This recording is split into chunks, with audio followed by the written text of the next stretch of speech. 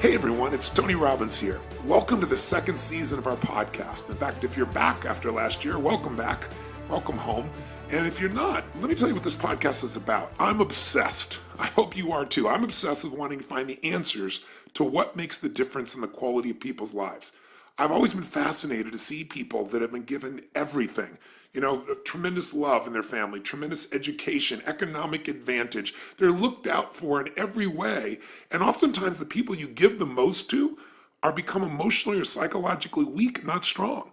Often they find themselves fighting their way in and out of rehab, even though they had every kind of love and support you can imagine. And then you see the opposite, don't you? You see people out there that life has just stomped all over, who've been abused mentally, emotionally, physically, sexually, anything you can imagine. And yet, rather than live in the story, which they had every right to do, something inside of them won't settle. Something inside of them is so hungry, becomes so driven, because the pain, the disappointment, the frustration doesn't stop them, it drives them. And they create the most extraordinary lives, not only for themselves, but they become an inspiration to all of us as well.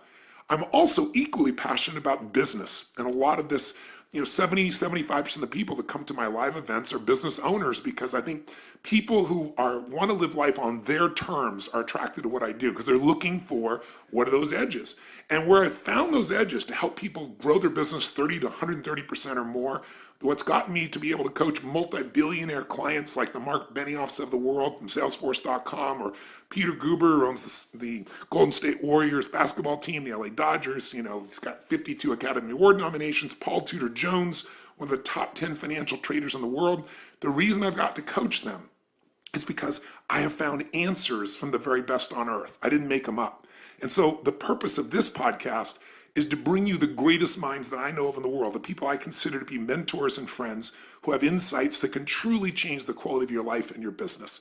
Now, this podcast, even though I'm passionate about it, almost never came to be because I got a challenge, probably the same one you do, time.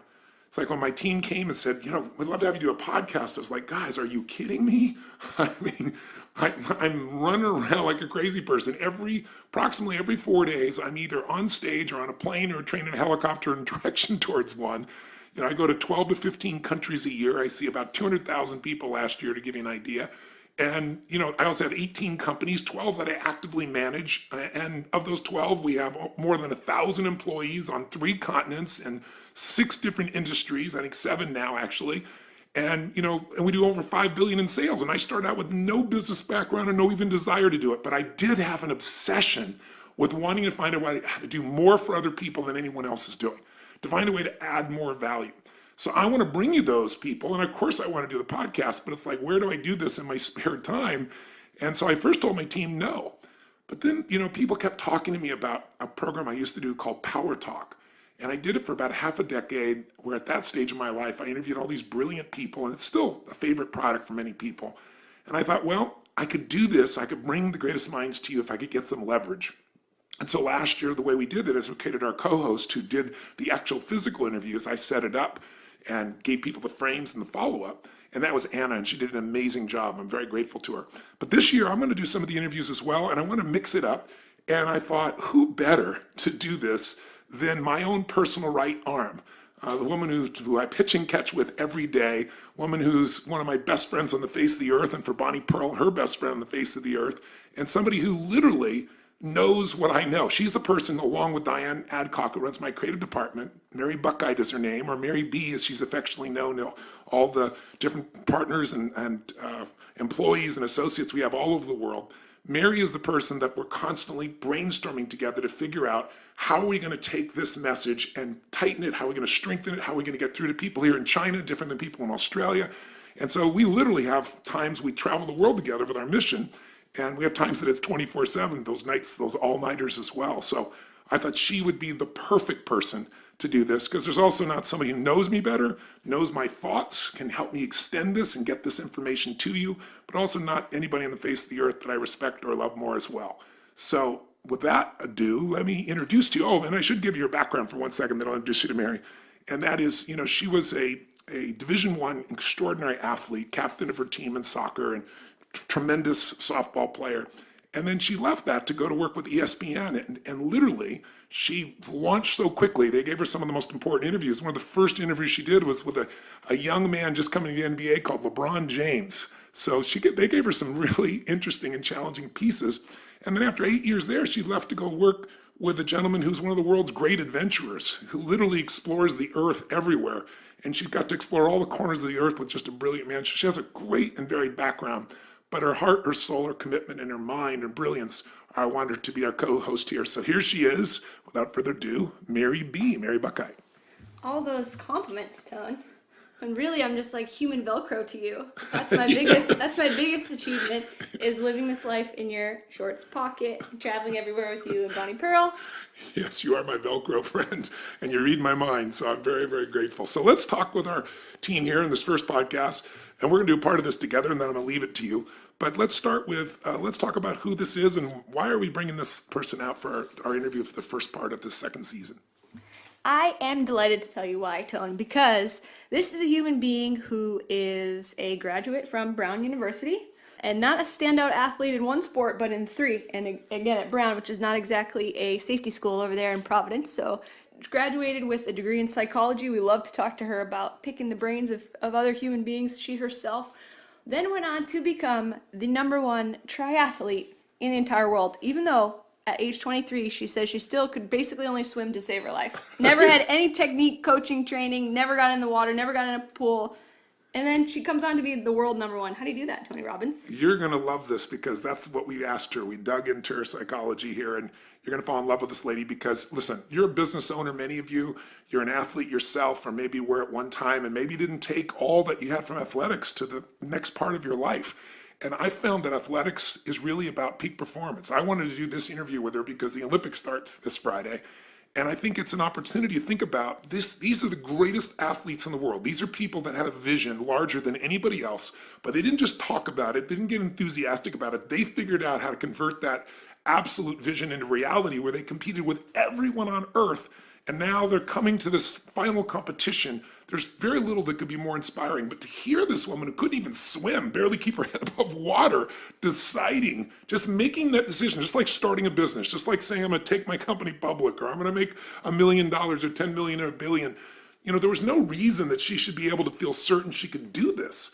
But she made the decision within herself, and then she went on the journey. And this interview, I think you're going to be very touched by. It's one that I don't care if you're a business owner or if you're an employee for someone else, or you're a mom or a dad, or you're an aspiring athlete, or you just want to go to another level. It's a reminder that any of us can go from the worst to the best if we're willing to pay the price and if we understand the fundamentals of how to coach ourselves and get quality coaching to get from where we are to where we want to be. And by the way, if you are a business owner, you're also going to be driven by this podcast because we're going to dig into her psychology, not how she went from doing what seemed impossible to making it real, turning her vision into reality, but also she's now the world's greatest coach. I mean, if you want to become a triathlete and you have the money, the time, the energy, and the true commitment, the first thing you want to do is make a journey to Boulder, Colorado to see. To Boulder. That's right, to see if you can get Siri to take you on. So I'm going to ask her, how do you build a championship team, an Olympic championship team? How do you recruit people? How do you know if they're the right ones? How do you know when to let go of them? All the things you have to do in your business, or maybe even in your personal life as well at times. And how do you build sustainable success in anything? You were telling me a quote about her. What were you saying? I was saying that I think that what the essence of Siri Lindley really is I was listening to an interview, watching that she did on TV, and she said she basically went from being crappy to being, in her words, on the top, basically, which is, as we know, the #1 world ranking. So if you want to go from being crappy to being #1 in the world, you better listen, take a few notes here. What do you think, Tone? Here's the pathway. So without further ado, meet Siri Lindley. Hello? Siri? Oh my God. We have contact. Oh my goodness. Sorry for the logisticals. Oh my God, no problem. I am just, Tony, I have to say, this is like a dream come true, just hearing your voice on the other side of the phone. I seriously I can't understand if this is a dream or not, because you're highly responsible for like a lot of anything at all that I've done. Oh, you gotta be. That's compliment, because I've been so excited to talk to you because your history is so unique, and my whole life is about finding people that just make decisions and then make the impossible happen. And you've done that in your life multiple times, so it's really a privilege to have you on the podcast, and I really appreciate you taking the time. Oh my God, it's such a great honor. So really, thank you so much. I mean, a lot of what I learned from you helped me to have the courage to make those decisions that I had to make. So really, thank you Well, very, very well, much. you're very kind. You give me more credit than I deserve as all your hard work. But No. let's jump into it right away here. I've kind of done an introduction in advance of you here to kind of save you some time, but let me just repeat it for those who might just be joining. You are a human being that has done things most human beings would think would be impossible. You go to Brown, you're a three-sport athlete. Give me the genesis of this decision, because a lot of our listeners are business owners, and they've got to make decisions where they can take what seems to be impossible and make it possible. It's the same metaphor. They've got to build teams. They've got to recruit people. They got to know who are the right people. They got to figure out how to inspire them and motivate them to follow through. They got to build a culture. You've done all that at the level called Olympics, at the level where the very best on the earth has done it, and you've done it competing against people. So I'd love to start, if we could, with a little bit of your journey. Yeah, I heard, and as I understand it, that at one stage, even though you're not a swimmer, you decided you're going to become number one in the world as a triathlete. Tell me how this comes about, and tell me the role that maybe coaching played along the way, because I know you had a pretty extraordinary coach. Yeah, well, in the beginning, so I had been a three-sport athlete, field hockey, ice hockey, and lacrosse at Brown University, and I loved it, and that was amazing. But there was something inside of me, I think, that I've always kind of doubted myself, and I've always been afraid and a little bit insecure. And I think part of my journey was that I needed to do something that was going to show me what I was capable of on my own without a team around me. Like as a team, you win a game and you know that you were a part of it, but you don't really know how much of an Yeah. input you had towards that win. And so when I learned about triathlon, I had a friend that was doing a triathlon and she asked me to come watch, and I had no clue what it was. And I showed up and I saw all these people of different ages and different sizes and different abilities. And I just thought it looked like the most incredible challenge. These people pushing them to the limits just to find out what they were capable of. So I started training for it, but I didn't know how to swim. The only swim I'd ever really done was swanning with my mom, which is like keeping your head out of the water, because she has this beautiful blonde hair and she didn't want to get it wet. And so she'd just like do breaststroke with her head out of the water. So when I got in the pool the first time and I had told my friend, look, I really want to do triathlon, she took one look at me and thought, oh God, this is going to be a big project. I didn't really tell anyone how far I wanted to go or what I was dreaming of. But as time went by and I had been training for a few months and I was a complete disaster basically in all three, I just knew, in my heart and in my gut that I had to do this and I had to take this as far as I could possibly go. And I told my mom that I wanted to be the best in the world. Which is crazy. She kind of laughed at me because she had seen me practicing. Um, so When your mom my doesn't first believe in you, it's not very promising. exactly. So that was a little scary for me, but I thought, no, I'm still going to do it. And I flew out to Colorado. I'd been living in Massachusetts at the time, and I flew all the way out to Colorado because I wanted to do a race where no one knew me. And I did this race, and the first thing, they line you up and you have to kind of put yourself in the group of your same ability. But I had no idea about what swim times were or what 100 meters was. And so they asked me, what lane are you in? And I said, I don't know. And I was getting all nervous, and all these people were lining up behind me. And they said, you've got to tell me, are you a 120 per 100, 130 per 100, 140? And I'm like, I don't know, just 120. And I got myself in this lane because I didn't understand what that meant. And it had, oh my God, it was like all these amazing swimmers with these like triangular backs, and they looked so fit. But I was such a dork at the time, and I still am, that I was so eager to have my best race that I just stood right up at the front of all these, gods with these triangular backs and started the race in front of them and got absolutely pummeled on the swim. And it was just like, it was the scariest thing, but it was awesome because after about half this swim was done in a pool, and so I was just getting pummeled every time they went by me. But the great thing was that when I was only halfway through my swim, they were all done. So I actually had the whole thing to myself. I was just so excited. My mom standing on the side of the pool with my spandex pants, which again, terrible mistake. I'm trying to get in my spandex pants and I'm all wet. So I get on my bike and I'm hammering away on this, heavy 100-pound bike, but loving it.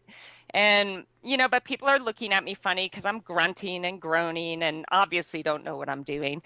And I get off on the run, and I was thinking, okay, I'm used to this. I run up and down a field in field hockey and lacrosse. I'm just going to do what I do out there. And I was just doing these flat out 100-meter sprints as hard as I could go, to the point that gagging and I'm huffing and puffing.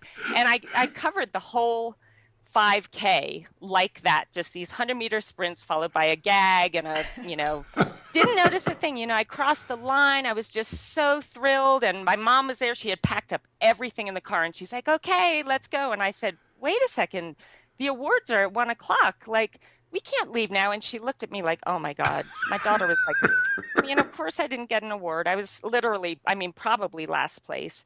And I got home that night. Well, actually, that day I was just on cloud 9. It was like the greatest challenge of my life. And I'd just been totally inside myself the whole entire race. But that night I got in bed and I closed my eyes, and suddenly all the disgusted looks on the people's faces, like watching me like, oh my God, why is that girl even trying to do this? Like, look at her. That's so embarrassing. And oh my God, she's got a spandex pant halfway down her leg and the other one up by her. And all the faces that I didn't really pay attention to during the race, but suddenly they were all flooding back into my mind. And I just broke down in tears. I was so upset. And I went into my mom's bedroom and I woke her up and I'm bawling. And she said, I know, honey, it's okay. Like, there's so many things that you're good at. Don't worry about it. I have never wanted anything so bad in my life. Wow. And it was in that moment that I just, in stating it to her, I already knew in my heart. But there was just something about being so terrible at something, and all my insecurity, I was able to put it away during the race, but it all kind of came back with the looks on people's faces and that memory. And that actually really, really motivated me to just want to become, first of all, just proficient in this sport that I so desperately wanted to be good at. Well, you just hit on, when people ask me what is the single most important ingredient of the most successful people I've ever met in the world, and everybody wants to know, like, what's the one thing? And of course, life, it's never just one thing. But if you had to pick one, I don't care if it's, Sir Richard Branson or Serena Williams or Hugh Jackman or anybody who's the best in the world at what they do, it's hunger. And you just described that again. I always share with people, intelligence is so incredibly valuable. Physical strength and skill is so valuable. But there are a lot of intelligent people who can't fight their way out of a paper bag. It's that hunger that makes you just go far beyond anything you can imagine. Where does that hunger come from in you, do you think? I think it comes from, for whatever reasons in my early life, lacking the confidence, feeling like I wasn't really important enough, and almost feeling like I didn't belong in this world because I wasn't good enough, or there was no reason for me being there. I mean, it's kind of obviously, as kids, the things we go through and how we perceive the things that we go through really affect our perception of ourselves. And but so many people, can I interject for you that series? So many people will look at that and they'll be destroyed by it. It's like disappointment either destroys you or drives you, right? And for most people, they let it destroy them. What is it in you that, in spite of all that pain, I understand the pain that helped to drive you, but why did you convert it into drive as opposed to giving up, which is what most people do? I think I was just so desperate to feel good and to feel safe in my own body and to feel like I belonged. And I was just desperate to be happy. I wanted something different than the way that I felt. I was so uncomfortable in my own skin and so uncomfortable in the world that I was in. And I didn't want to live that way anymore. Like I knew that there was a better way. And sometimes, unfortunately, you watch people like I have a sister who I love so much, but we went through the same stuff growing up, but we made different choices. You got And, it. and Yeah. sometimes I feel guilty in a way that, I've been so blessed in my life, but I do feel that it is a choice. You have to make that decision. I don't want to feel bad anymore, It's beautiful. and yeah, so that's where the hunger came from. And it was more just, I mean, first and foremost, wanting to just appreciate and like myself, Yeah. So, and yeah. feeling safe because I didn't really feel safe, in my life anywhere else. And I at least wanted to feel safe in my own skin. Wow. I think, for women especially, most men have no clue. I ask men very often in seminars, how many of you have been worried for your safety at one point in the last 6 months? And usually I get three hands, maybe five hands in a room of 8,000, 10,000 people. I ask women, how many of you have had a concern for your safety in the last 6 months? 99% of the room raises their hand. And so it's interesting that you converted this. So what you felt this sense of, is it the strength that gave you the safety? It was the sense of mastery? I'm just curious. I think, I don't know that I went into the sport saying this is what I'm going to get out of it. Got it. I know that at the time, I was living my life out of a place of fear all the time. And I think the biggest transformation in me throughout the whole process of doing the sport was that I started really loving what I was doing because I was gaining confidence Yes. and I was, doing something that was making me feel good about myself. And so then I started focusing on living my life from a place of love, if that makes Oh, sense, that's and beautiful. saying, I'm gonna be afraid, I still get afraid, but I would rather just take steps towards doing the things that I love and trying hard and being productive and being proactive and focusing on the things that I love and having that be the major theme in my life and keeping the fear at bay, you know? You're saying the fundamentals that are true to be a champion in a sport, but also be a champion in business, to be a champion in your own life. I mean, facing fear and then finding a way to find your passion or what you love so it grows. But you didn't love it to start with. You just had the drive to start with. Tell me, if you would, I know you had a very special coach. Tell me the role the coach played, and did you ever think this is going to be impossible? I mean, you made this decisive decision, but tell me a little bit about what the road was like, the training road for this, because most people, I think, overestimate what they're going to do in a year, and they underestimate what they can do in a half a decade or a decade or a couple decades in life and in business. So, you got to put the time in, but tell me, how did you find your coach? How important was your coach? And where was your head at? And what role did the coach play? Because today, you're one of the best coaches in the world. For those that don't know it, if you want to become a triathlete and you have any intelligence and you ask around, you're going to be flying to Boulder, man or woman, to be trained here if you can. And you can hear by Siri's mindset and attitude, how much people love her. She's beloved in the community besides being respected. Some people are respected but not loved. You're respected and loved. And it's so obvious why, getting Oh, a wow. chance to talk with you right now. But tell me a little bit about your coach. Yeah, Siri, I'm gonna pop Well, in here. It's Mary B, and I listened to Tony and I listened to a previous interview last night with you, and I was touched when you told someone else, you went from quote being crappy to quote on top basically, which that's another little glimpse into your humility. On top basically, you didn't say it, but you were world number one 2 years in a row. Being crappy to world number one. What did Brett Sutton have to do with that? well, okay, first of all, thank you so much. That's like the greatest compliment of my life, and I'm going to save that forever. You're So so thank sweet. you. And I'm just so lucky that I just really love what I do, and it's such a privilege to be able to work with these amazing athletes. I think I want to mention, if you guys don't mind, my first coach was a huge part in kind of laying the groundwork, and then I'm going to get to Brett because yeah, he was just Perfect. amazing. And perfect for me. But my first coach, Yoli Cassis, this is when I decided I'm moving out to Colorado. It's a triathlon mecca. I was no good at this point in time, but I'm going to take every step to make this happen.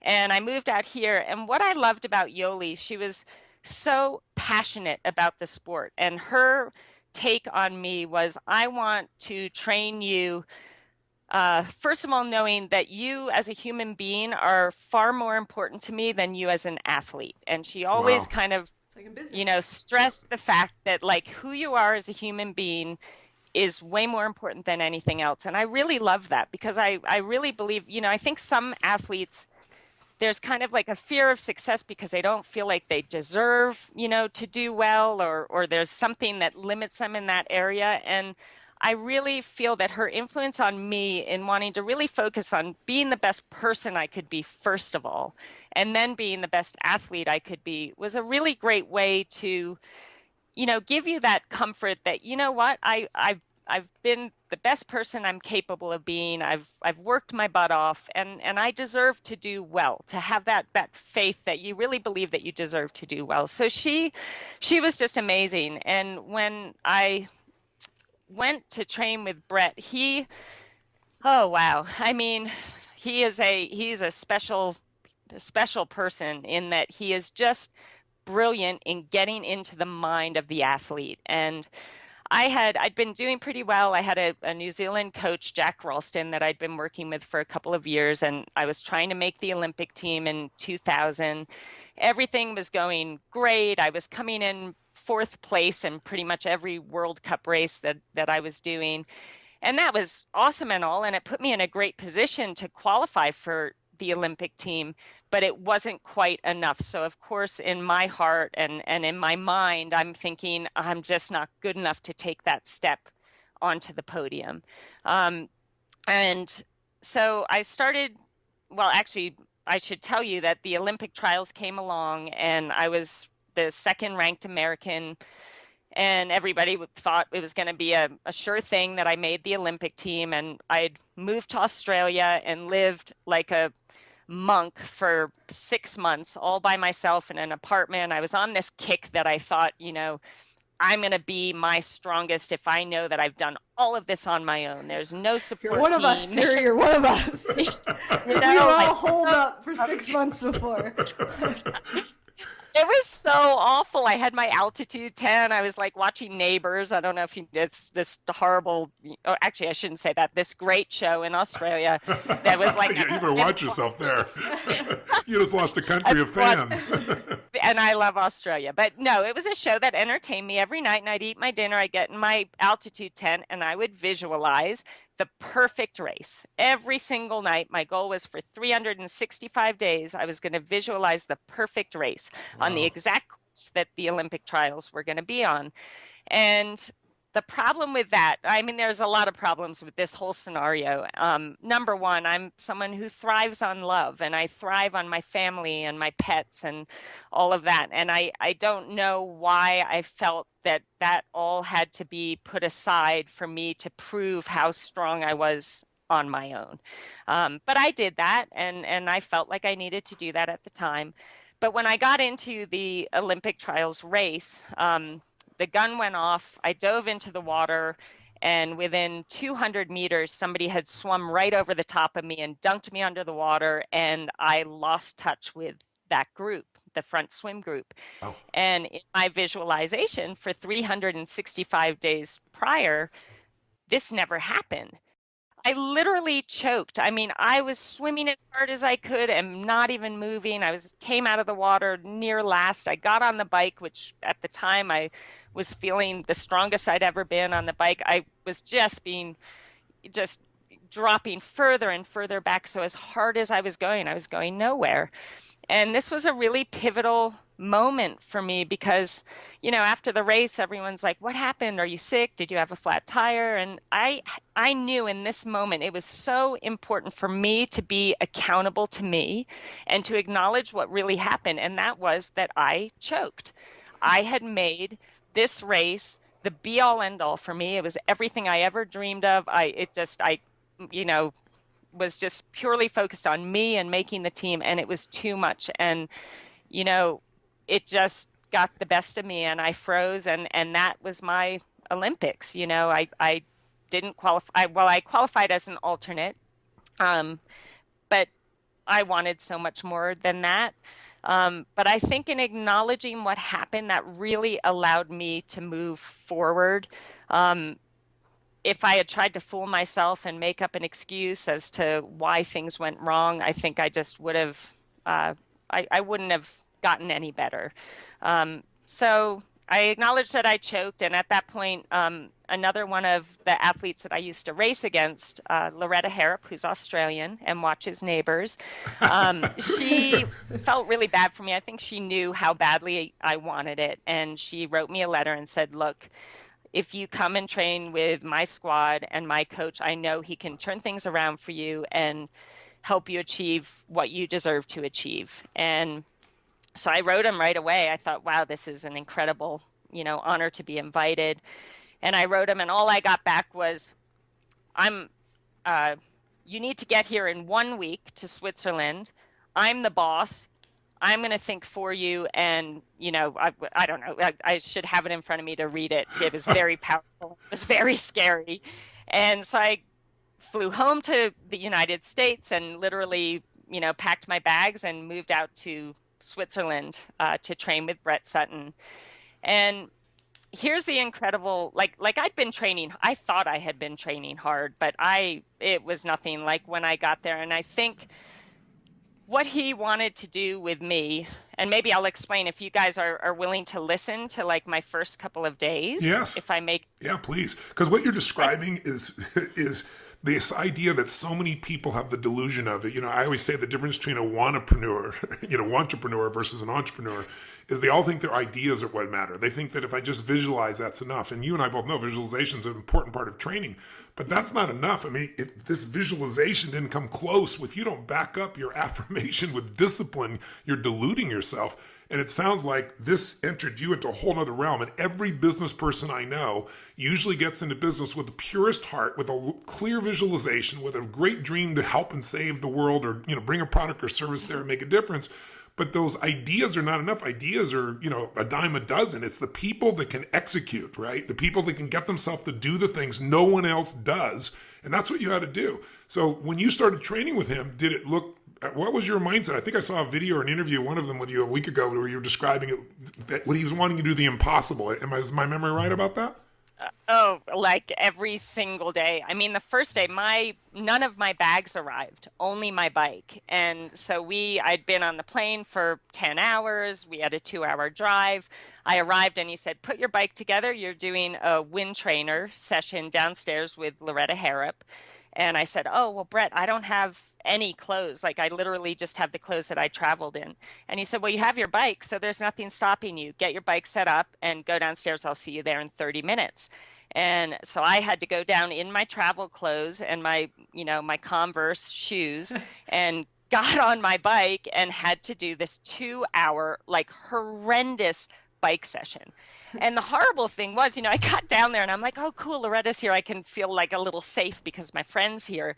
And I walked into that room. She didn't even look up at me. She had her head down. She's hammering away on the turbo, doesn't even say hello, doesn't like laugh at the fact that I'm in my travel clothes riding my bike. She just ignored me because she was in the middle of the session. And I'm like, oh my God, I'm so taking scared. every ounce of herself just to get through it, probably, right? Yeah. And I guess, that's what I learned. That's how we do things. It's laser focus. You do the session, you get it done.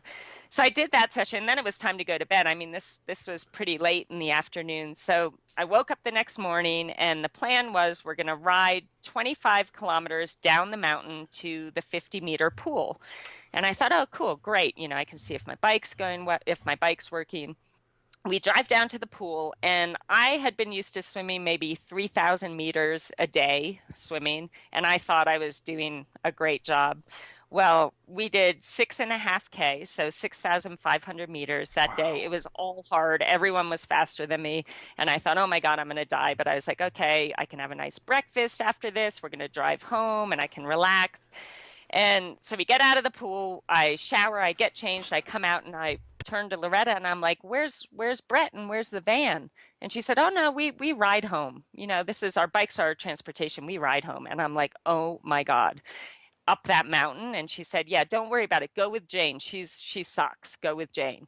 So I'm like, oh God, like this is just crazy. But I'm like, thank God I can go with Jane. And Jane apparently sucks, which is a terrible thing to say. I must say she's a little bit harsh. But so we start riding up the hill and Jane proceeds to kick my butt. I mean, she drops me within 5 minutes and I'm like, oh my God, I can't even keep up with Jane, who supposedly isn't very strong. So we ride 25K back, and that took, about an hour and a half because it was just up this huge mountain. I get home, I get in the bath, I eat a big lunch, and there's a knock on the door, and it's Brett again. And I'm like, oh my God, like I'm going to die if he asks me to do anything else. And he said, it's time to run. So come on upstairs. I'll meet you in 10 minutes. We're leaving then. So I go upstairs. I've got my big water bottle. I put it on top of the car, and I'd forgotten something down in my apartment. So I ran downstairs and came back up, and my water bottle it had like one sip left in it. And I was like, guys, who drank my water? And Brett said, you don't need that. You should have drank enough in between sessions. You're not allowed to have water during sessions. So I'm like, okay, oh God. So we get back in the van. We go back down to the bottom of the hill, 25 kilometers. And he says, okay, everybody out, lets us out of the car. And he said, I'll see you back at home. And we had to run up that mountain 25 kilometers on the same day when I had done more than I've probably ever done in one single day. So I got home that night eventually, hours later. And now when I look back, I think, oh, I must have felt so exhilarated, but I was like terrified. I'm like, this is my first day. There's no like getting over the travel. Like he's just giving it to me. And I called home to my mom and, she answered the phone and all she could hear on my side was, and I was just crying on the other side of the phone. And she said, listen, if you can't hack it, come home, but just do your best and see how it goes. Well, so that day, we basically every day after that was nearly exactly the same kind of a challenge that seemed so impossible and scared me to death where I'd be shaking before the session. But each day I was able to finish it and I was able to accomplish whatever task he laid in front of me. And what was so brilliant about that was that what he was doing is he knew that every day he was scaring me to death. But he also knew that every day I stepped up to the challenge and I did what he asked and I was successful in overcoming that fear and making it happen. And I tell you, that was just the most powerful thing I could have ever received from that experience because my problem was I didn't think I was tough enough. I didn't think I was strong enough or, brave enough to make these amazing things happen. But over a 3-month period of time, I was proving to myself through his guiding me that I could. And that was incredibly powerful. So I'm very grateful for the experience. Siri, one of the things that you just outlined for me was an important distinction that I want people to have, which is so often in life, people don't begin something because they just don't believe it's possible.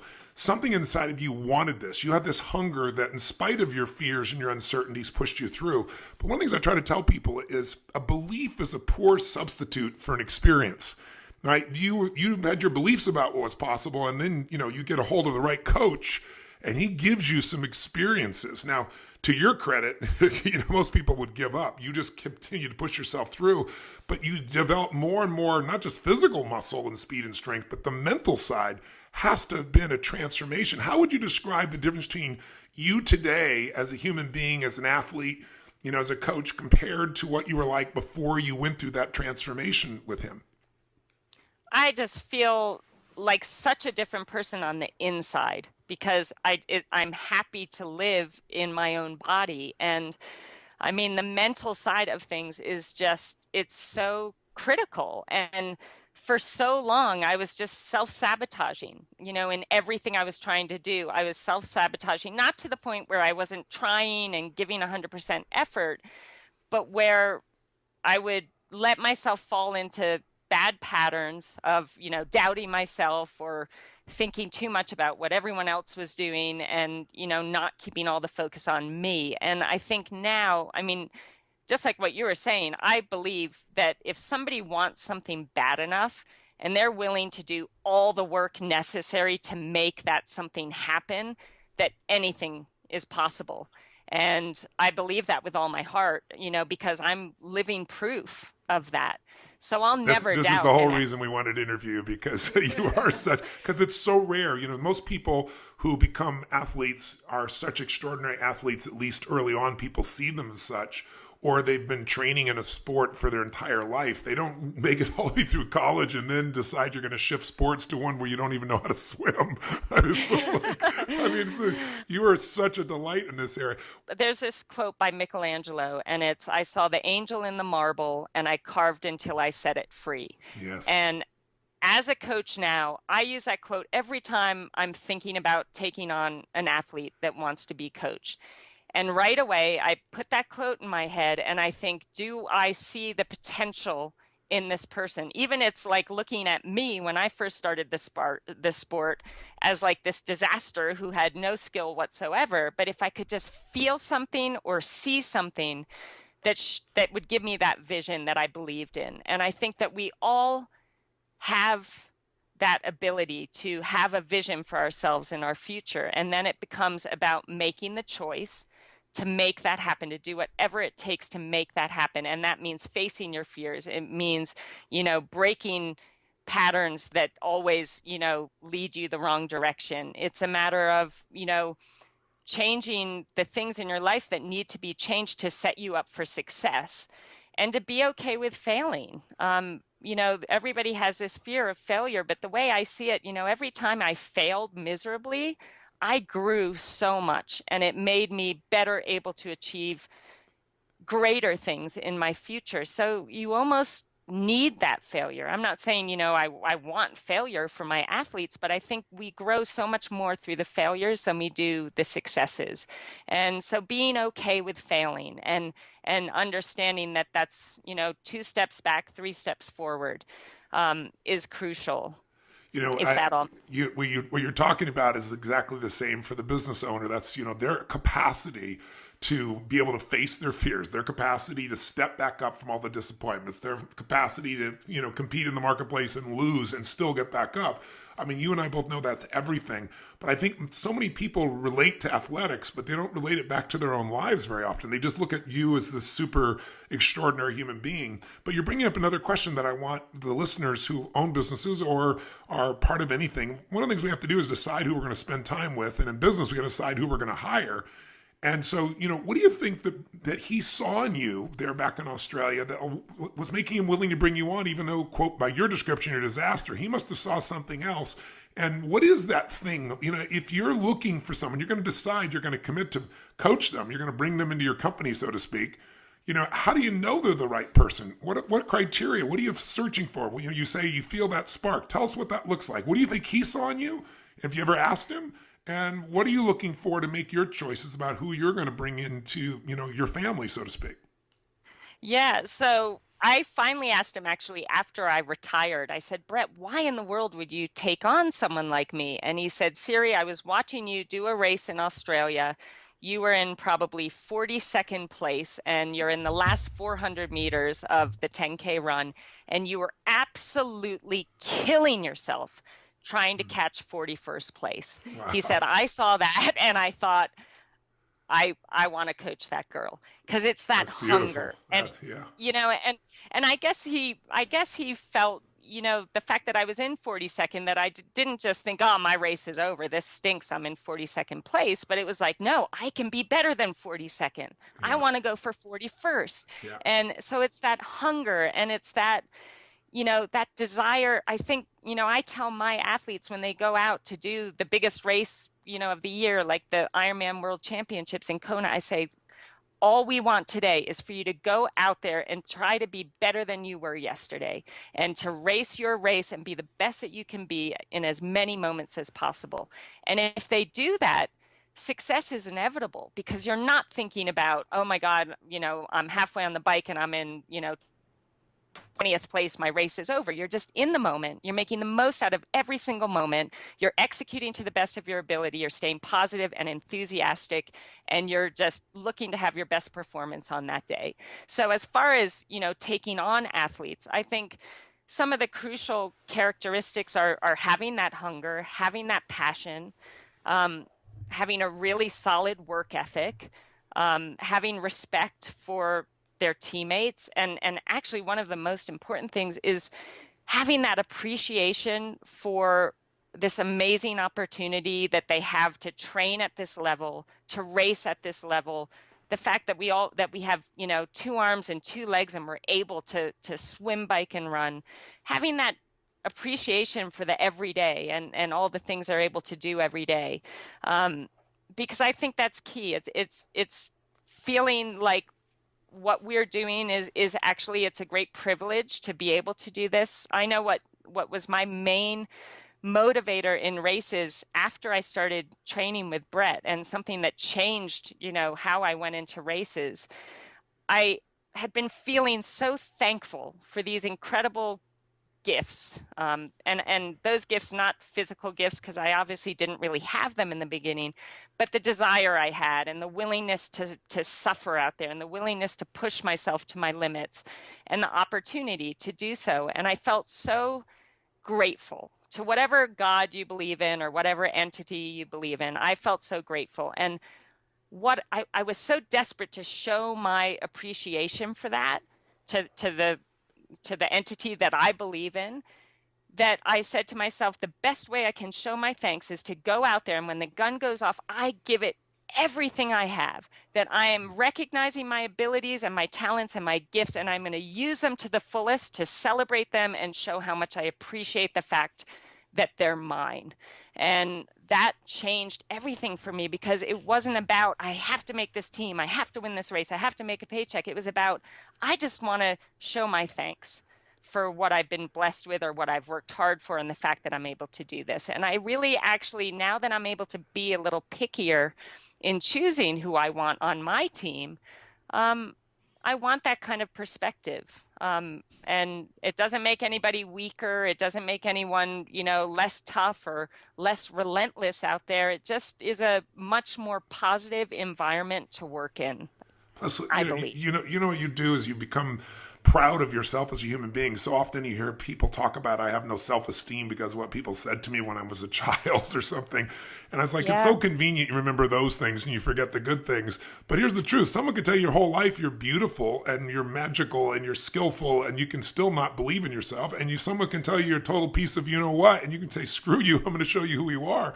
We're not controlled by what people have told us. The only way to have self-esteem, which I hate the term, but inner pride, is to earn it. And the way we earn it is by pushing ourselves beyond anything we think we're capable of, which is why I wanted to interview Why You're So Beautiful. You know, Coach John Wooden, as you probably know, is one of the greatest college basketball coach in history, won 10 out of 12 NCAA national championships, 88 games in a row, and with different players. It's not like the NBA, right? Every year you're losing some of your players, the college players.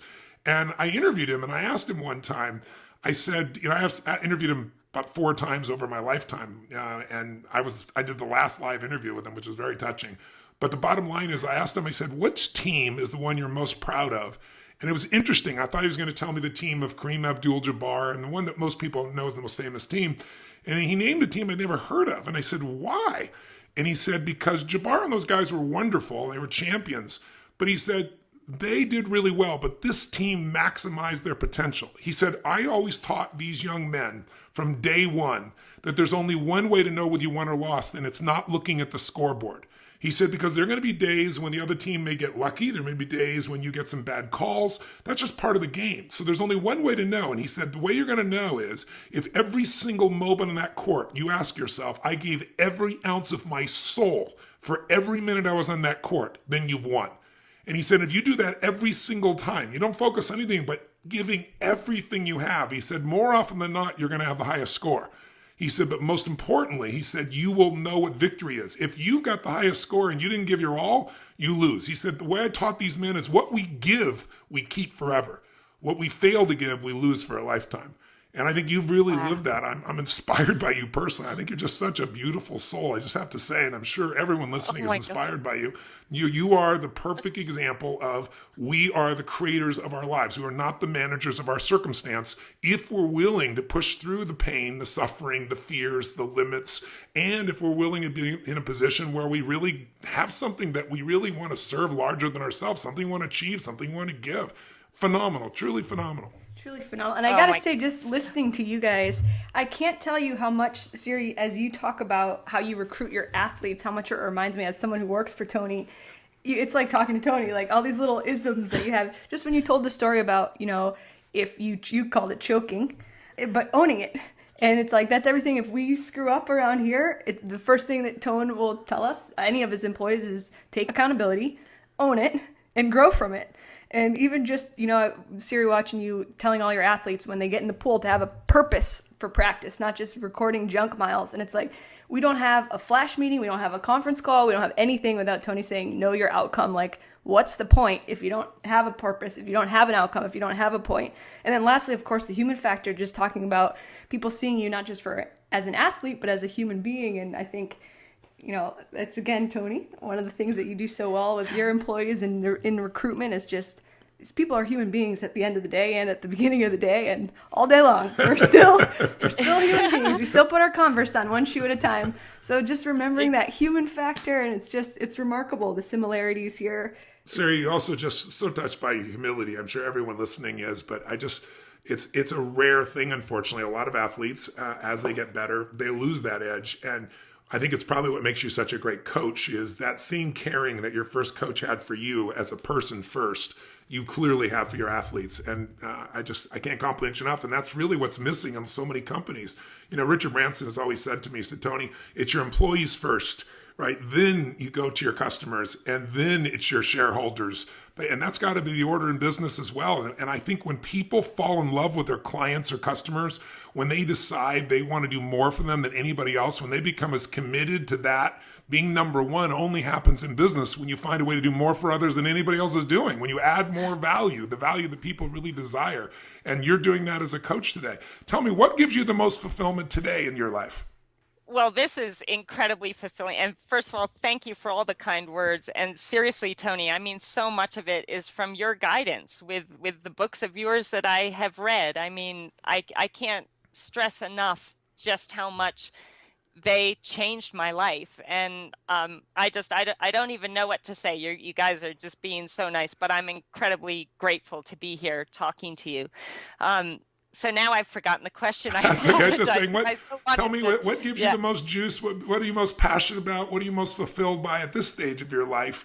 And, how is it different than when you were competing? Because that's another challenge for, just to give you an idea, business owners, one of the challenges they have is often they become a business operator. They're so doing everything in the business that they lose sight of the vision. They lose sight of what they're doing, and they never grow the business. You can go, to give you a metaphor, to a hamburger stand. You can come back 20 years later and the same guy's got one hamburger stand, and then somebody else has grown 100 of them, right? And maybe sold them. Yeah. They had a different vision, right? They didn't stop at some place. So I'm just curious. I know you've never stopped. I'm curious, what's different for you today? What fulfills you most today? What are you most passionate about today? And how is it different than when you were competing? In other words, instead of just running my business day to day, maybe I can elevate to a different level where I have more freedoms in my life, but I'm still really fulfilled. I'm still kicking butt. I'm just looking for that metaphor or that example in you in this area. Yeah, I think when I was racing, I was still finding myself, and I didn't really know who I was. And when I won my first world championship, I could have retired right then and there, because there was something that told me I found what I'm looking for. And that was my faith in myself and confidence and strength. But I kept going because I didn't want to be a fluke, and I was just embracing the incredible opportunity.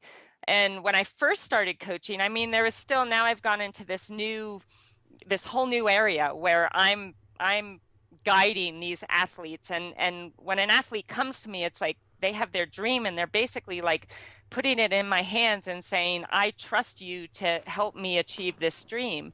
And when I know what my dream meant to me, it was like everything to me. So I think it's such an incredible privilege when an athlete trusts you with theirs.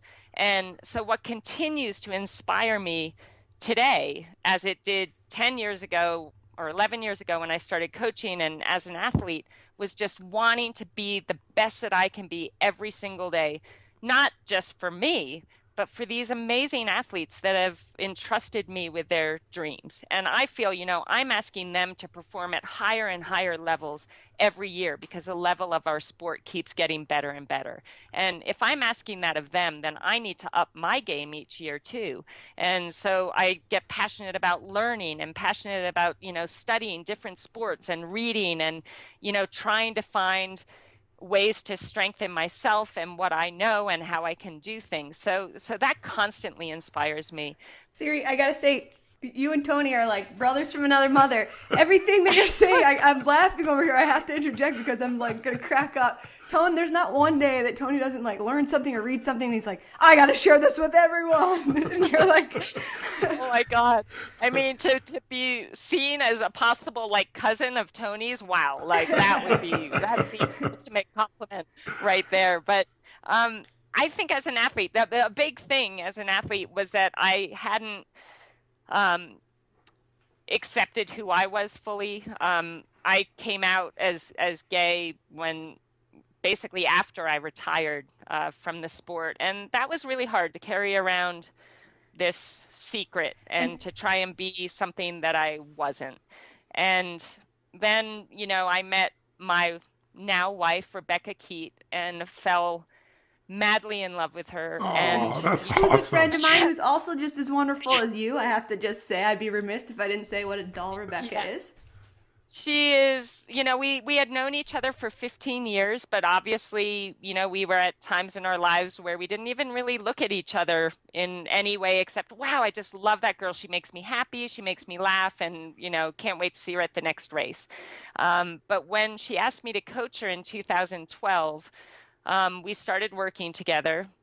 And it was really scary for me because I'm someone who, I have very strict boundaries with my athletes and I had always learned and thought, never ever cross that line with somebody that Love you're messes with anything you believed before. Even your monk life. oh my God. I mean, but we just started, somebody put us in the same house together. And I had always said, I will not live with an athlete. So no matter what, I'll live in a tent, but I cannot live with an athlete. But one of my athletes at the time said, look, you're going to be upset with me, but you have the whole upstairs and you're sharing a house. And I'm really sorry, but it's with Rebecca Keat. You have totally your own space.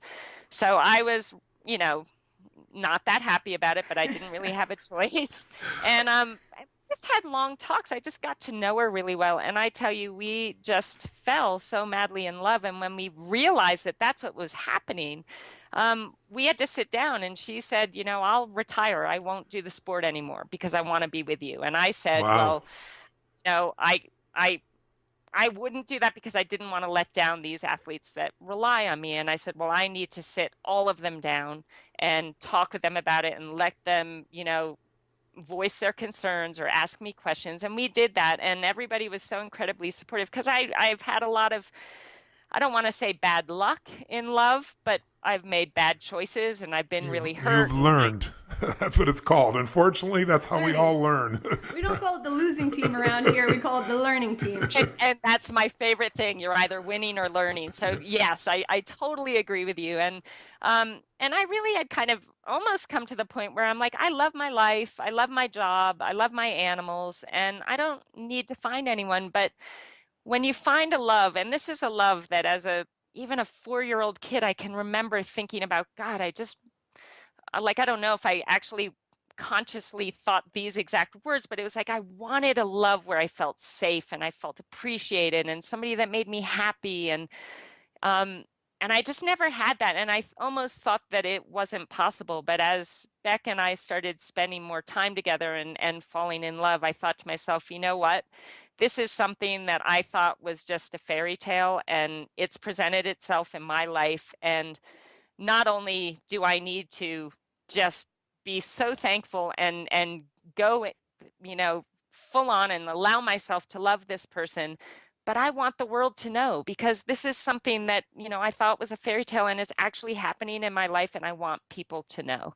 And so when we got married, we sent out a tweet or a Facebook message, and both of us were a little scared to lay this out there, but I tell you what, there was not one person that said anything negative, and they were all so supportive. And I think that when the people around you that care about you and appreciate you and know, that you're doing your best in life, they just want you to be happy. Exactly right. And love is love. Love is love. Yeah. And she's the greatest thing that has ever happened to me and has brought me such a confidence inside because I don't know how to explain it, but her love has made me stronger, and that's made me a better coach. and that's made me a better example for the athletes I do coach, and I'm so grateful for that. So another thing I'm just so excited about is being married, which I never thought I would be, and being Wow. able to share dreams and goals with someone who is so motivated and so passionate about life, and we share all the same, dreams and loves. And so that's something I'm very grateful for. And I think it makes a point too. I think sometimes people in business or people in sport, they think that it has to be all about work or all about the sport. And if they do anything else, it's going to lessen their power in that area. I think I've found that the more I kind of take care of myself too, Yes. the better coach I am for my athletes. That the times when I have just been all just fully, it's all about them and I can wait, I'm not going to take care of myself. They come first.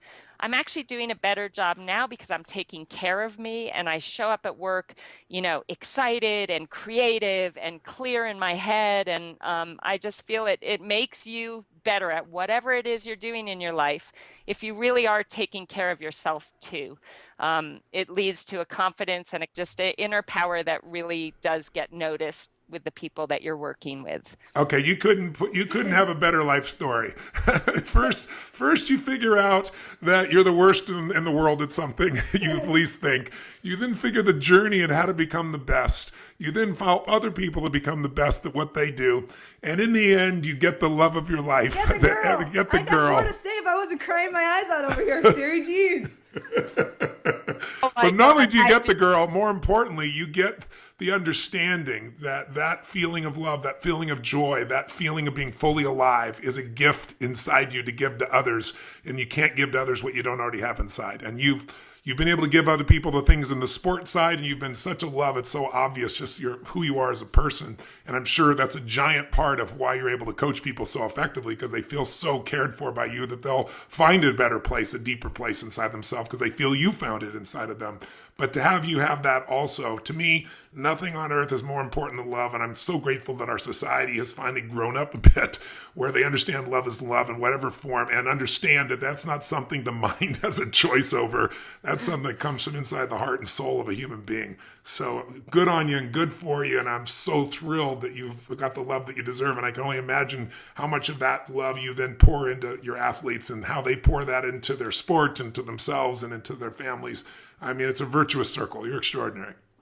Oh, wow. Thank you so much, Tony. I mean, that's my ultimate goal is I just want to be the best that I can be to bring out the best in others. And I just don't even know what to say to your words. You're just so amazing and so kind, and I'm just so grateful. So thank you. I mean, this is probably the highlight of my life to this point right now. So just being able to talk Don't to tell you. But she knows I've already told her. No secrets. No secrets. Well, I'm grateful to Mary and I guess her girlfriends that put us all here together that know this circle, but I'm really grateful. I want to ask you one more question, final question. Knowing who our audience is, if I said, even though it's not necessarily your normal focus, I want you to help somebody. They just started a business. To do that, you got to believe in yourself a certain extent. But just like anything, once you begin the endeavor, your confidence and your ideas and your visions get tested as they have been for you. What would be the best advice you give someone who's just beginning the journey and they've entered a business and maybe it's not completely where they wanted to be? Maybe they're feeling exhausted right now. Maybe they're feeling overwhelmed. Maybe they're feeling frustrated. Maybe they're feeling past the threshold of what they can control. And part of them wants to give up and part of them knows they can't. You've been there.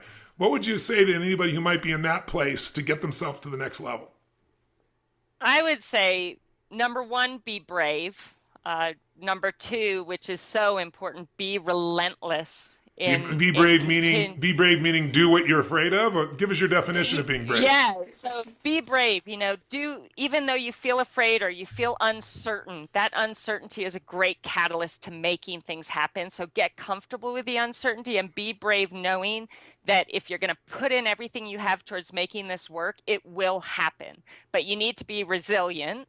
And you need to be relentless. Resilience means being able to accept when you get knocked down and pick yourself back up again right away and still have faith and keep believing that what you're doing is going to pay off. Because one thing I've found in my life, it's been the biggest struggles and the hardest things that I've had to do that have led to the most incredible, if you want to call it, victories.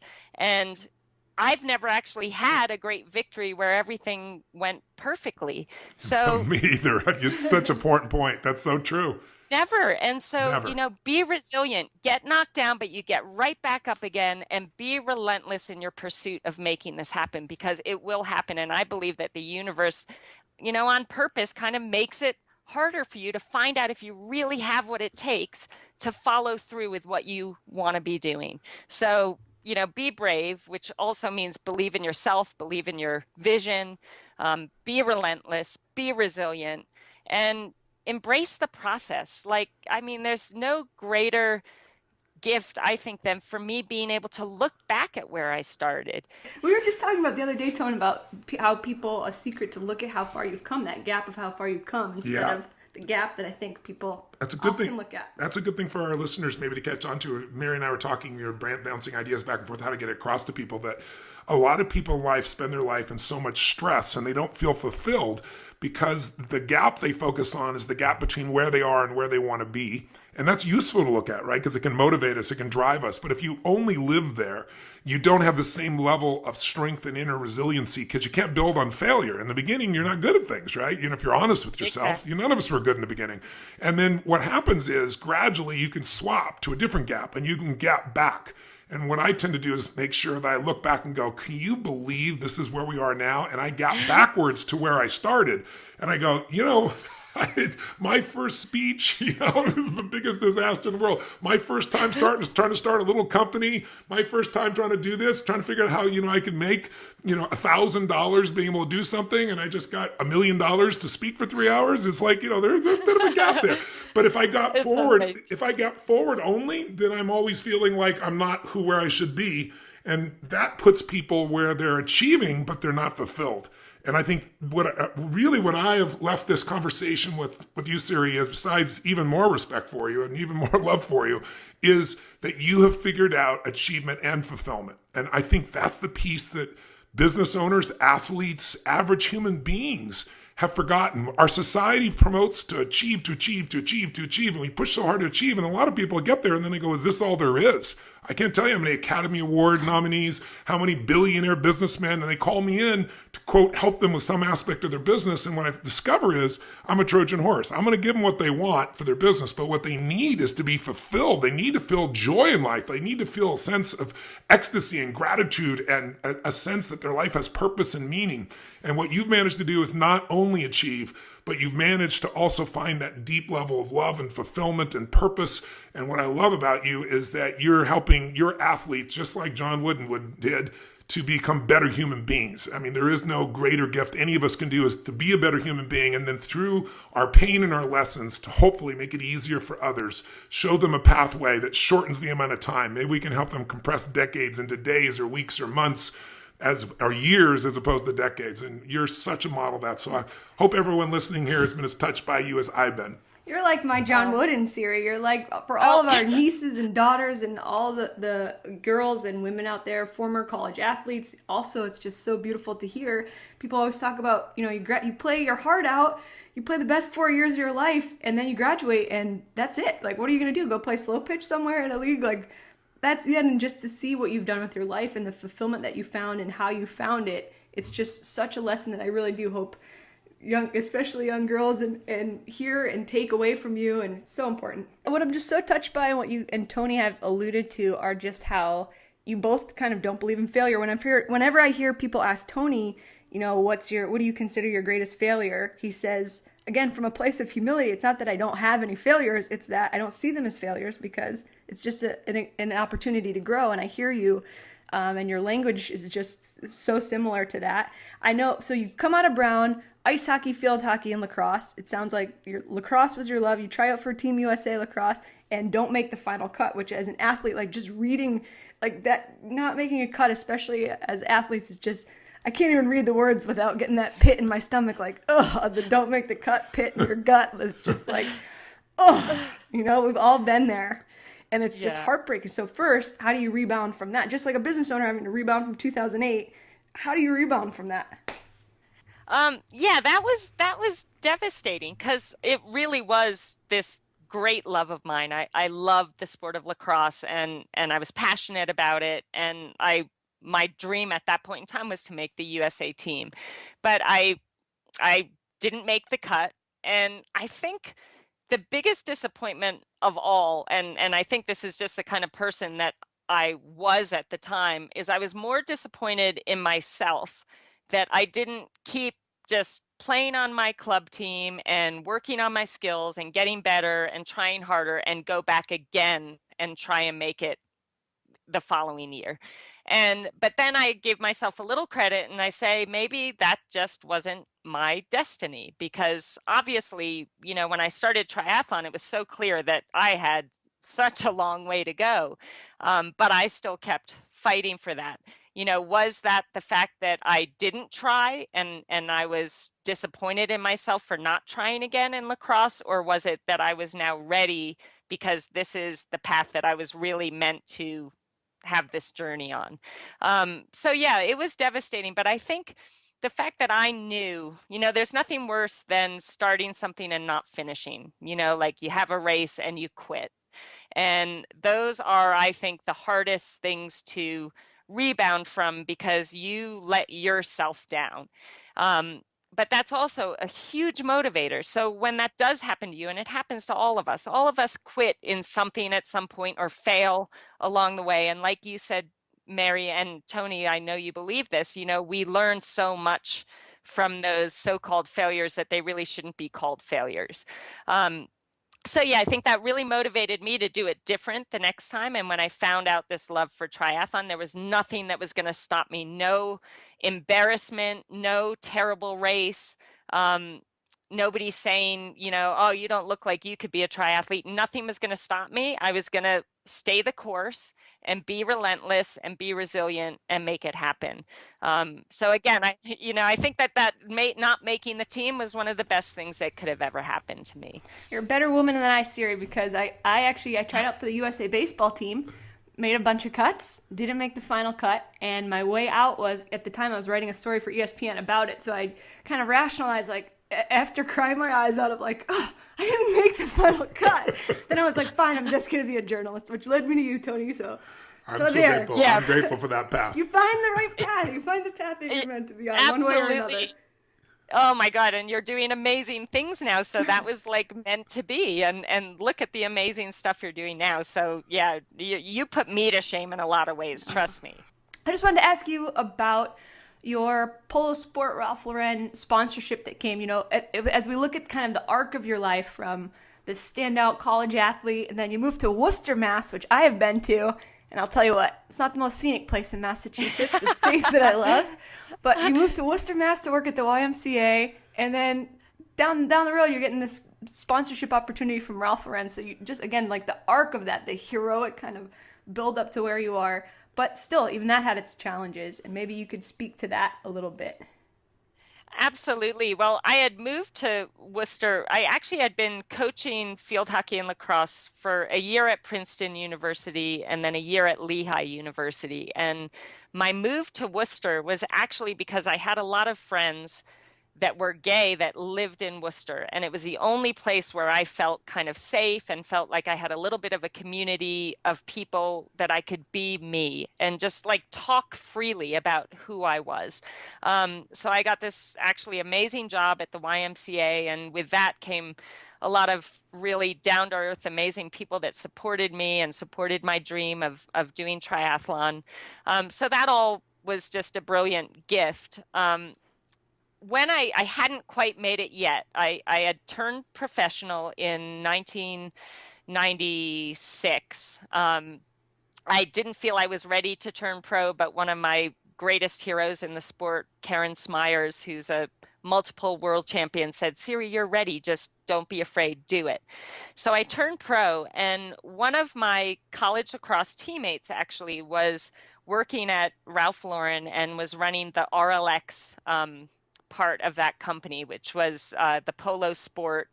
And they were putting together like a mountain bike team and a triathlon team. Actually, her idea was a triathlon team because she knew I was doing triathlon. And she said, Siri, I'm going to really try and put this together and make this happen.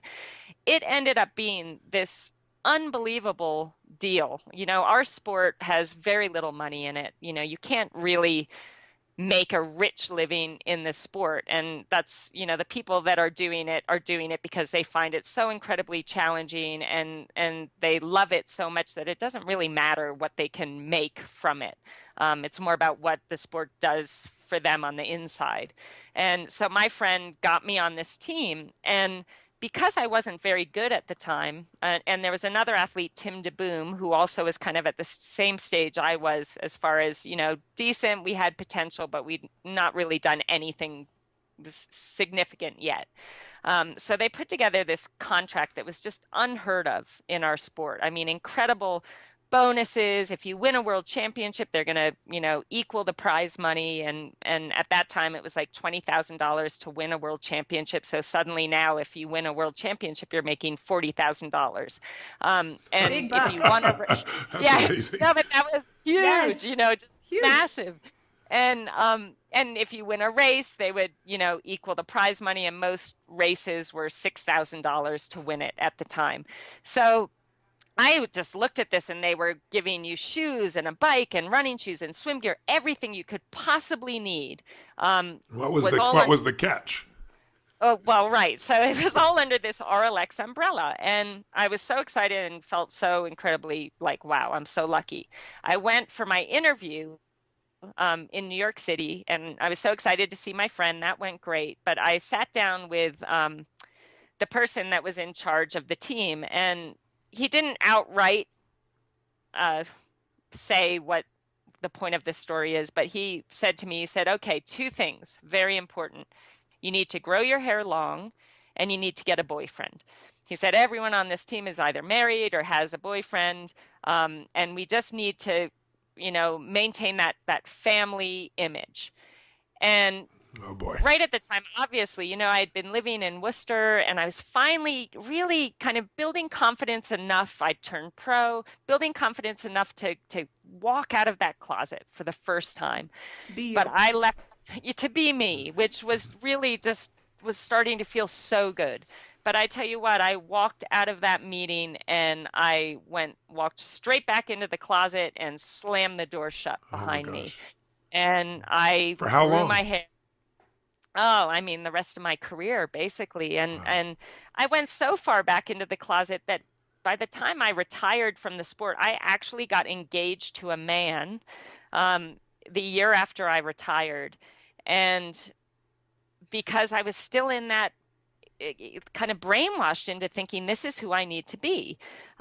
Ultimately, what happened with RLX is, they didn't expect either me or Tim to do as well as we did. And we both won a world championship that year, and we won a lot of races, and this was totally unexpected. But that's what happens when you actually get support, that really can help you move forward. And they, after that year, the following year, they said, oh, there's a clause in the contract where we can, get out of this agreement whenever we want. And they actually sent that to me in November. So that kind of meant that going into the year where I was the current world champion, I had no sponsors. So wow. that was hard as well. But the lasting effect of that comment, you're thinking, this is where I can make a great living. These people are willing to support me, but they're only willing to support me if I fit into that image that they're looking for. And so that made me feel less than, like, I can't be gay. That's going to prevent me from leading the life that I so desperately want to lead, being successful and being respected. And so it was really hard on me. And it took until a few years after I retired to say, you know what, I just can't do this anymore. I'm not in the sport anymore. And maybe I'm taking the chance that I've seen all the success I'll ever have in my life because I'm going to be who I want to be, but I'll take it. That's the ultimate success, though, isn't it? Being who you really are, no matter what anybody else thinks or experiences. I mean, what would be your advice? I mean, this just kills me to see human beings who, have to hide who they are And then, unfortunately, more and more in the United States and other parts of the world, we're seeing a change. There's plenty of parts of the world where, you can put to death for something of this nature. It's just, human beings being human beings. It's insane. But what would your advice be here today to someone who is struggling with, coming out? Would you do it the same way again, after 10 years of, going backwards? And would you go through that? Would you step up? What advice would you give? And I can't wait to hear it, Siri, because I have to say I sat in Tony's Unleash the Power Within seminar in 2006. That was my introduction. And there's a process where you write down your limiting beliefs, the Dickens process. And Tony kind of tells a story of his previous limiting beliefs of, everyone, the generalized limiting beliefs of humanity. Either I'm too young or I'm too old or I don't have enough money or I don't have the resources. And for me, I was sitting in there and you write it down in your notebook and then you share with the person next to you. And I remember thinking my biggest limiting belief, or one of them, is I'm gay. I can't be like this to either my family or my future employers or and then I was I can't even write this in my notebook because after I write it down, I'm going to have to share with the guy next to me. And I don't even know if I am really ready to have this be a conversation. And I think it's just when you have that struggle of I don't even know who I am. It feels it doesn't feel so esoteric to say I don't know who I am when you're when you're so strong-willed, and I am too, that there's a part of me that's screw it. I'll just marry whoever they want me to. It's not even in a lay down or a concession, but it's just if it's the achievement. It's if this is what's going to help me achieve this, then sometimes I think we just kind of go blind, and it's just you force it one way or whatever. I don't know, Siri. What would you say? Yeah. Well, you're so right. And in a sense, we're rejecting ourselves in that moment and pretending to be something that we're not. But I would totally do it differently now. But I think that it was so important that I did go through that because, I think it's my duty now that I am where I am to share that with people that are willing to listen. And I think that my story can hopefully help other people feel a lot more confident in being who they are. Because one thing I found, and you can even see it in amazing people, Ellen DeGeneres is someone that I just look up to. And once she came out. Yeah, we love Ellen. She's a dear friend. No, stop it. Oh my God. Well, she's just my most favorite celebrity in the world. But to see her, she went through that. She came out, she lost her TV show, went through kind of, I imagine, a tough time, but look at her now, and I feel that when we accept ourselves for who we are, and when we decide, what, I'm going to celebrate who I am and be who I am and not let anyone tell me that they don't agree with it. I feel at that point, when you're willing to give yourself that kind of credit and have the courage to be you, that you can achieve so much more. And so in my being able to share this story, I feel I kind of I achieved some great things, thank God, in the sport, and I worked hard for those. But I feel your possibilities in your life and what you're capable of achieving become so much greater when you are free and you can be you and you can be authentic and you can, really give all of yourself to the people you choose to have around you and the people that you are, sharing life with. So I think so maybe I wouldn't change the way I went through it, but but I like being able to, I'm writing, actually my book is coming out in September. And one of the things I really wanted to put in that is that how we were in our past doesn't have to be our story forever. You may be in a place that you're not proud of. I wasn't proud of the fact that I was completely in the closet and literally brainwashed myself to actually get engaged to be married to a man when I knew I was gay. But, I finally found the courage in due time to be me, and I changed what my life looked like. I didn't have to live that life. I didn't have to be scared. I didn't have to be shy. I didn't have to lie and say, yeah, I love me, whatever. By being me, I felt like I suddenly had way more ability to achieve the things I really dreamed of. Doesn't it really free up energy inside you that now can be redeployed? The energy that's constantly monitoring to try and make yourself safe or make yourself be in the right place. My experience is Doesn't it unleash that energy for other things? It completely unleashed the power within me. Like seriously, honestly, it takes, and for me, I'm generally a pretty anxious person, or at least I really used to be. And yeah, having to hide and having to think about what you're saying to this person and how you talk to that person, it's exhausting. And when you finally free yourself of those chains, it's like, wow, I just feel like completely revived and rejuvenated and like I can achieve so much more. And you just have to stop caring about the critics and say, you know what? Like it doesn't matter. I want to be me. I want to be happy. I want to be healthy. I want to be able to be everything that I dream of being. And you can't do that if you're hiding from yourself. Yeah, it's so true. So many times people say to me, I just don't know how to love myself. I know I need to, but I can't. I always tell people it's hard to love yourself when you're not being yourself. And I think most of us have adapted. It isn't just someone who's living in a culture that doesn't accept you for something like your sexual preferences. People from every walk of life have. To me, that's one of the most extremes and unjust. But people have it based on color of skin. People have it based on whether they have money or not. There's so many things that human beings do, and our brains are trying to do that impossible task, which is make everybody like us, everybody agree with us, everybody support us, everybody love us. And it's just an impossible task. The only thing that matters is the people that you love, the people that, that are closest to you. They know who you are, as you said, and those are the ones that matter. But we have to pull that together. And sometimes there aren't many of those. Sometimes it's you and God, until you start to find the right friend. But they're out there. And I'm hoping that talking about this might stimulate some people to think about what part of my life am I hiding from myself? What real desire or hunger or, where am I conflicted? And, conflict is not a bad thing. The difference between the water and the wind is how you get waves. It's a beautiful thing. And that's what makes life feel alive. But if you don't confront it, if you don't uncover what it is that you're afraid of or what it is you think you have to be and find the truth that you're enough as you are, that doesn't mean you stay where you are. You might want to improve, grow, expand, transform, help others. But we all have, if we can't have that fundamental sense of appreciation of ourselves, it's really hard to truly consistently appreciate others.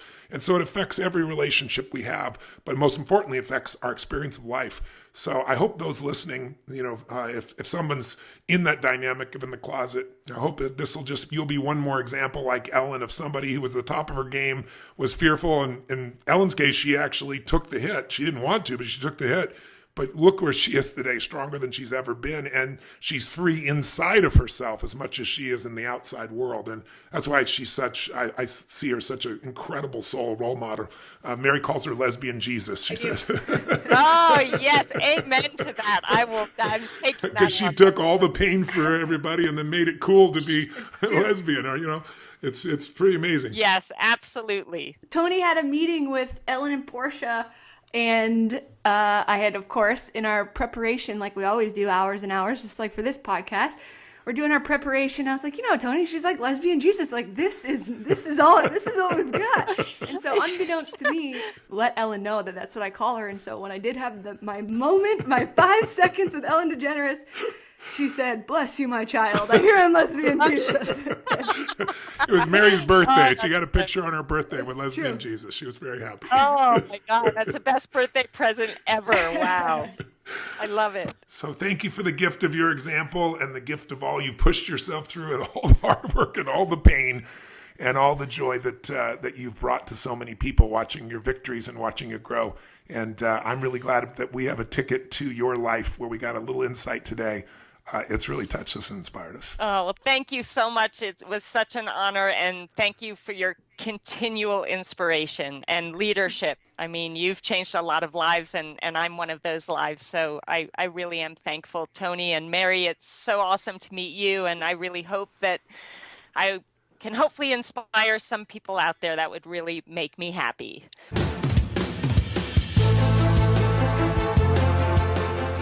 Well, you just spent 45 minutes or an hour, whatever we've cut this down to, with an extraordinary soul. And I hope it inspired you as much as it did to Mary and myself. I mean, anyone who listens to this woman is reminded of the truth.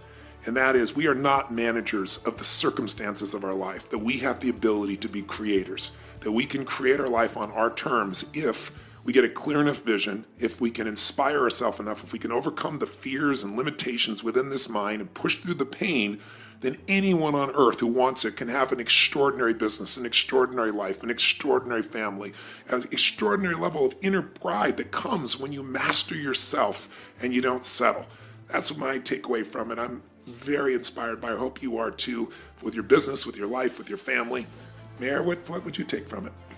Well, Ton, first of all, since we're on the road so much, I'm not going to cop out anymore when I don't pack my sneakers at the hotel room, and I can't even make it down to the little hotel room gym to like lift 5 pounds. This chick in her Converse in Switzerland biking for 42 kilometers. I don't even know how long that is. Yes. So that struck me, of course, and then this idea of like just get comfortable with being yourself. Yes. Being who you are, not who anybody thinks you should be, tells you to be, has conditioned you to be. Feel it, grow into it, explore it, settle into it. The freedom to be yourself is maybe the greatest freedom of all, and it's one that you can only give yourself. And that's easy to say when the outside world is not supporting it. But one of the great gifts in life was my original teacher, Jim Rohn, said to me at one point when it felt like nothing was working and no one was responding to me, and I had all these reasons why it wasn't coming together. And he just looked at me and he said, Tony, if you will continue to love, if you will continue to grow, if you will continue to give, your gifts will make room for you. And we all have gifts. And it's beautiful to see this woman's gifts. And I hope her gifts have inspired you to reclaim more of them today, every day, and to create the life that you deserve. God bless. We'll look forward to seeing you at the next episode of the podcast. Till then, live strong and live with passion.